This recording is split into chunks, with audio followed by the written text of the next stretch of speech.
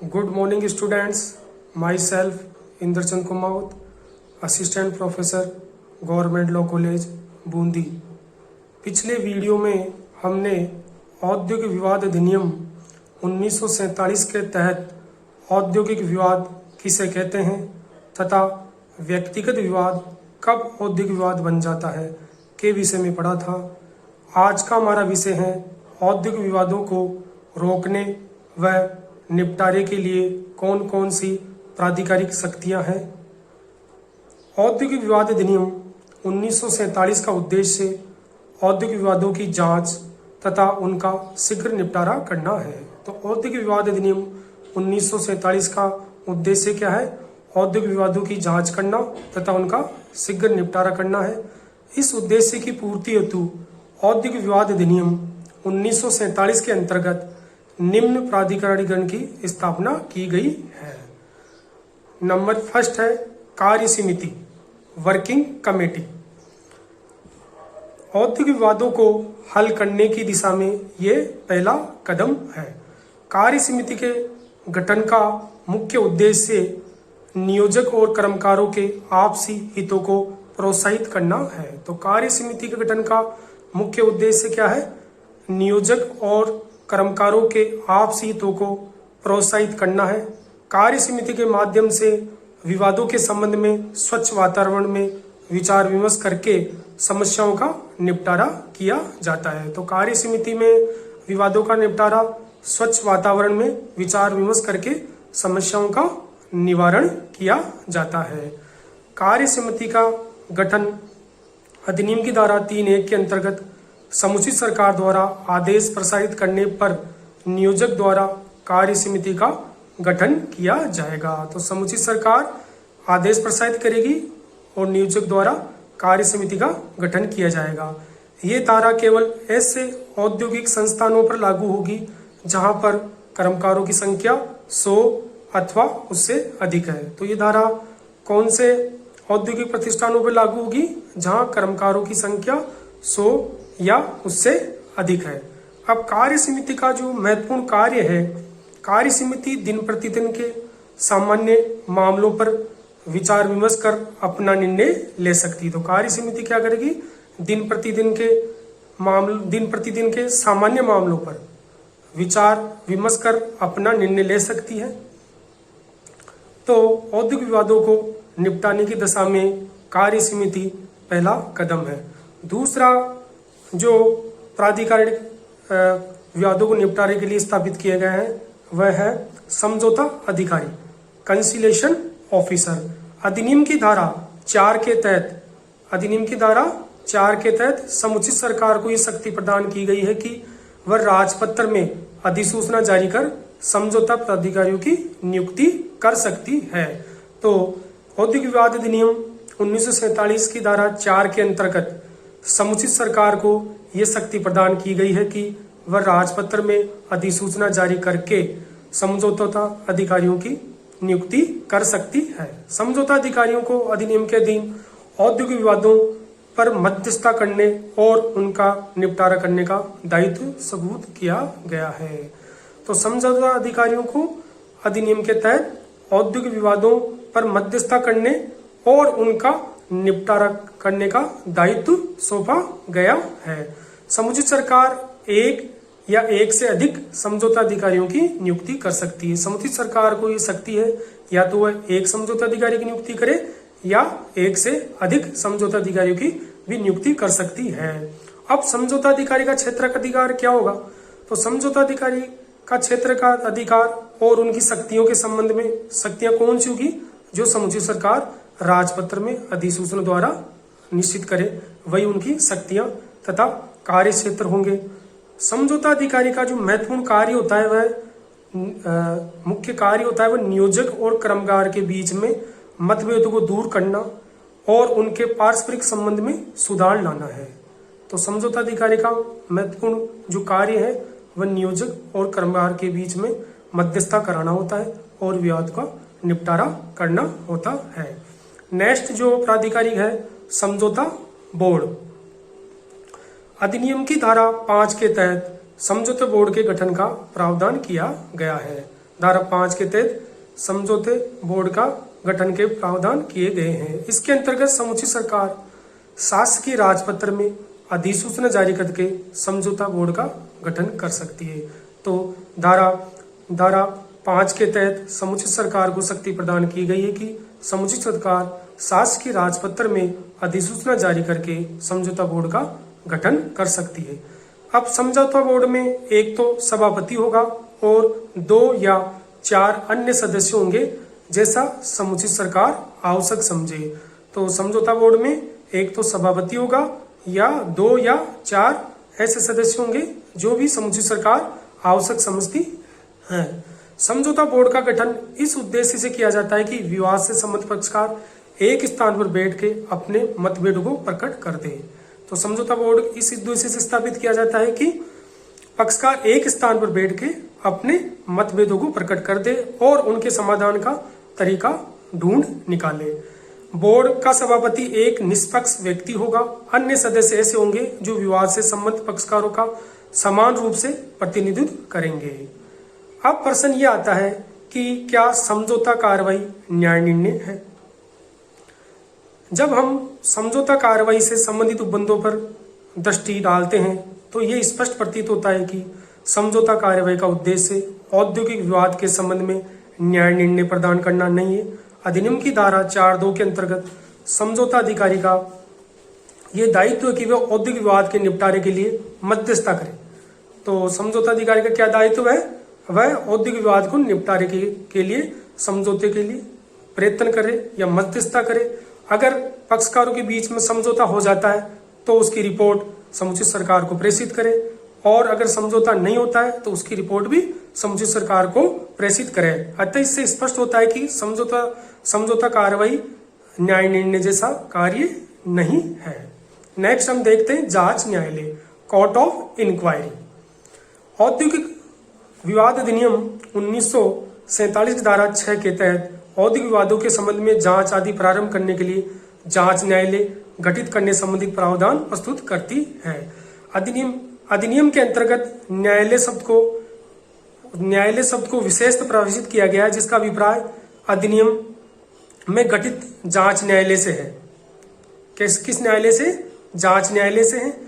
अतः इसका अभिप्राय सामान्य न्यायालय से नहीं है। जैसे सामान्य न्यायालय है उसकी तरह जांच न्यायालय अलग होता है, सामान्य न्यायालय अलग होता है। सामान्य न्यायालय को किसी विवाद को सुनकर उस पर न्याय निर्णय का अधिकार होता है, जबकि जांच न्यायालय को विवाद को सुनकर निर्णय देने का अधिकार नहीं होता, केवल जांच करने का ही अधिकार होता है।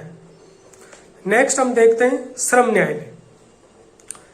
औद्योगिक विवाद अधिनियम 1947 की धारा 7 के अंतर्गत किसी राज्य में एक या एक से अधिक श्रम न्यायालय गठित किए जा सकते हैं।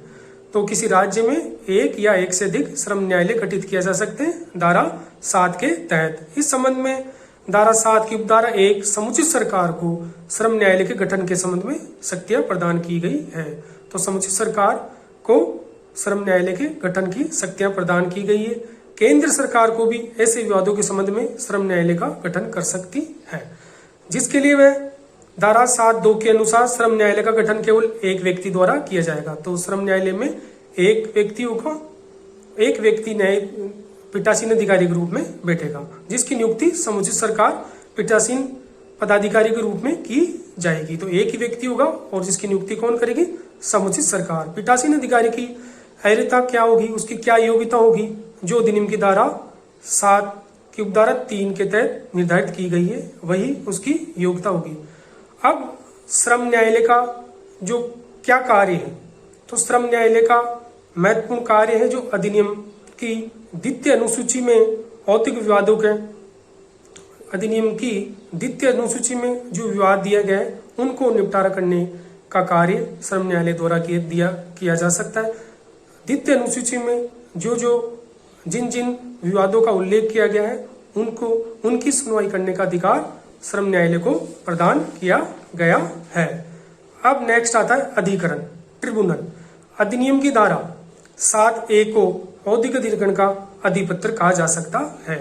अधिपत्र क्यों कहा जाता है? 7(a) के तहत ही औद्योगिक अधिकरण की गठन किया जाता है, इसलिए धारा 7(a) को औद्योगिक अधिकरण का अधिपत्र कहा जा सकता है। इस धारा के अंतर्गत समुचित सरकार द्वारा शासकीय राजपत्र में अधिसूचना जारी करके औद्योगिक अधिकरण का गठन किया जा सकता है। तो समुचित सरकार राजपत्र में अधिसूचना जारी करके औद्योगिक अधिकरण का गठन कर सकती है, जिसका उद्देश्य, इसका क्षेत्राधिकार क्या होगा, ट्रिब्यूनल का द्वितीय तथा तृतीय अनुसूची में वर्णित विषयों के संबंध में औद्योगिक विवादों पर न्याय निर्णय करना होगा। जो अधिनियम की अनुसूची 2 और अनुसूची 3 में जो विषय उल्लेखित है, उन विषयों को सुनवाई करके न्याय निर्णय का अधिकार अधिकरण को प्रदान किया गया है। अतः अधिकरण का क्षेत्राधिकार श्रम न्यायालय के क्षेत्राधिकार से विस्तृत है। श्रम न्यायालय को अनुसूची 2 में उल्लिखित विवादों को निपटारा के क्षेत्राधिकार प्रदान किया गया है, जबकि ट्रिब्यूनल्स को अनुसूची 2 और अनुसूची 3 में उल्लिखित मामलों को निपटारा करने का अधिकार दिया गया है। अतः अधिकरण का क्षेत्राधिकार श्रम न्यायालय के क्षेत्राधिकार से अधिक है। श्रम न्यायालय का तो क्षेत्राधिकार द्वितीय अनुसूची तक में ही है, जबकि अधिकरण का द्वितीय और तृतीय अनुसूची में क्षेत्राधिकार प्रदान किया गया है। अब कहता है अधिकरण का क्या कार्य है, तो औद्योगिक अधिकरण के कार्य एवं करते हुए उसी भांति निर्धारित किए गए जिस तरह सामान्यतः न्यायिक विनियों में न्यायिक अधिकारी अपने कार्यों का निर्वाह करते हैं। जिस प्रकार एक सामान्य न्यायालय कार्य करता है, उसी प्रकार अधिकरण भी अपना कार्य करता है। हालांकि ये सर्वमान्य है कि अधिकरण न्यायालय नहीं है, परंतु ये भी सर्वमान्य है कि अधिकरण न्यायालय नहीं है। अधिकरण की कार्रवाई अर्ध न्यायिक प्रकृति की तरह होती है। तो अधिकरण को न्यायालय नहीं माना गया है और अधिकरण की कार्रवाई क्या होती है, अर्ध न्यायिक प्रकृति की कही जाती है। नेक्स्ट हम देखते हैं राष्ट्रीय अधिकरण। अधिनियम की धारा 7B के अंतर्गत राष्ट्रीय अधिकरण के गठन के संबंध में उपबंध किए गए हैं। तो धारा 7B में राष्ट्रीय अधिकरण के गठन के उपबंध किए गए हैं। धारा 7B के अंतर्गत केंद्र सरकार को औद्योगिक विवाद संदर्भित करने का क्षेत्राधिकार प्रदान किया गया है। केंद्र सरकार को औद्योगिक विवाद संदर्भित करने का क्षेत्राधिकार प्रदान किया गया है। अब हम राष्ट्रीय अधिकरण का गठन देखते हैं। राष्ट्रीय अधिकरण का गठन किस प्रकार होता है। धारा 7B में ये उपबंधित किया गया है कि केंद्र सरकार औद्योगिक विवादों के न्याय निर्णय के हेतु एक या एक से अधिक राष्ट्रीय अधिकरण का गठन कर सकती है। तो केंद्र सरकार औद्योगिक विवादों के निपटारा के लिए एक या एक से अधिक राष्ट्रीय अधिकरण का गठन कर सकती है। यदि केंद्र सरकार की दृष्टि में वह विषय राष्ट्रीय महत्व का विषय प्रश्न बन गया हो, अथवा विवाद ऐसी प्रकृति का हो जिसमें कोई उद्योग एक से अधिक राज्यों से संबंधित है या एक से अधिक राज्यों की उस विवाद में अभिरुचि है। जहां कोई विवाद राष्ट्रीय अधिकरण को संदर्भित कर दिया जाता है या राष्ट्रीय अधिकरण को सुपुर्द कर दिया जाता है, तो श्रम न्यायालय एवं औद्योगिक अधिकरण उक्त विवाद को अपने अधीनस्थ विचारणा स्वीकार नहीं करेंगे। तो एक इम्पोर्टेंट प्रोविजन किया गया है कि यदि कोई विवाद अधिकरण के समक्ष या श्रम न्यायालय के समक्ष लंबित है, तो श्रम न्यायालय या के समक्ष यदि कोई विवाद राष्ट्रीय अधिकरण के समक्ष लंबित है, तो उस विवाद को श्रम न्यायालय या अधिकरण सुनवाई नहीं कर सकते। अगर राष्ट्रीय अधिकरण औद्योगिक विवाद का सुनवाई कर रहा है, तो श्रम न्यायालय और अधिकरण को उस विवाद को सुनवाई करने की अधिकारता नहीं होगी।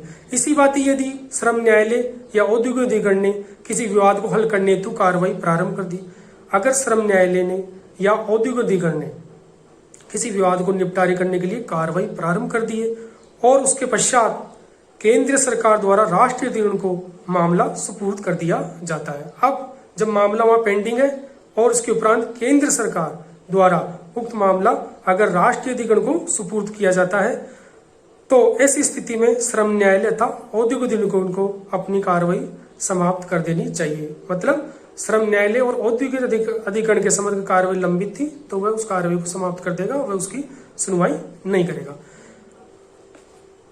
अधिनियम की धारा 7B की उपधारा 2 में ये प्रावधान किया गया है कि राष्ट्रीय अधिकरण का गठन केवल एक पीठासीन अधिकारी द्वारा ही किया जाएगा। इसमें एक पीठासीन अधिकारी बैठेगा जिसकी नियुक्ति केंद्रीय सरकार द्वारा की जाएगी। और उपधारा 4 में ये कहा गया है कि यदि केंद्र सरकार उचित समझती तो राष्ट्रीय अधिकरण को अपनी कार्रवाई में परामर्श प्रदान करने हेतु दो व्यक्तियों को भी नियुक्त कर सकती है। अगर केंद्र सरकार चाहे तो राष्ट्रीय अधिगण को अपनी कार्यों में परामर्श प्रदान करने हेतु दो व्यक्तियों की भी नियुक्ति कर सकती है।